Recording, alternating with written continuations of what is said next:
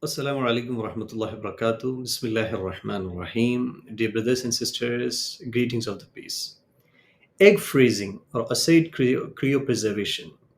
It is a process of preserving the woman's eggs while she is very healthy and fertile to enable her to have a baby later in the future. That means it's her eggs are taken and frozen and kept and preserved because she wants to have a baby later. She does not have the interest or a situation to have a baby now. So in the future, even she can have a baby into her 40s or 50s.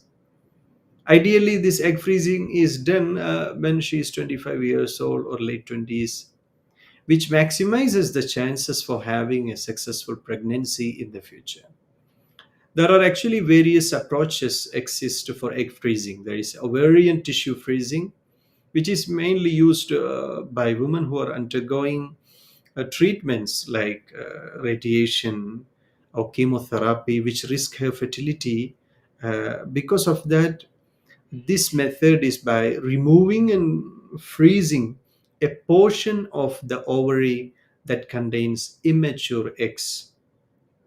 Then there is a social egg freezing that is geared by the woman who are motivated by her personal or career aspirations. That means she wants to focus on career now, or she has a personal reason, not a medical reason, so that she will freeze her egg and keep for the future purposes. This method is by stimulating the egg production through hormonal treatments, and the harvested eggs are then frozen for the future use, just like allowing her to defer their fertility until they are ready, she is ready to start a family.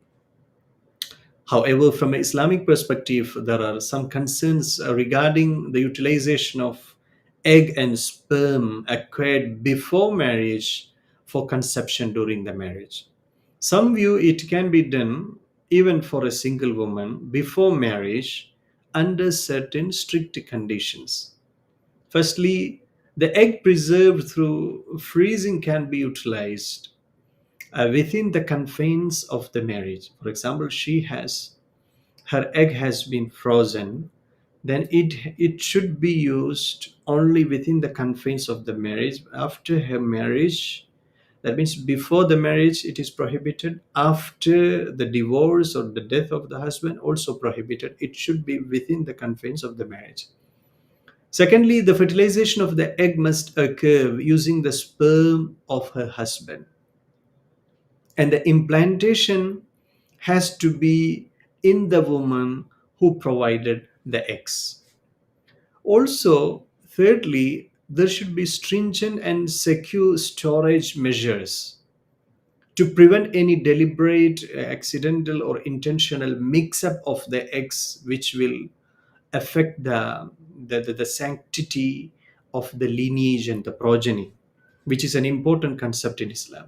Additionally, there should be assurance and evidence from the medical fraternity that the freezing process will not result any defect in the baby. Uh, born through this process of freezing and implantation, so on and so forth. That is the first perspective. The second perspective, they say it is prohibited except for a married woman for medical reason only.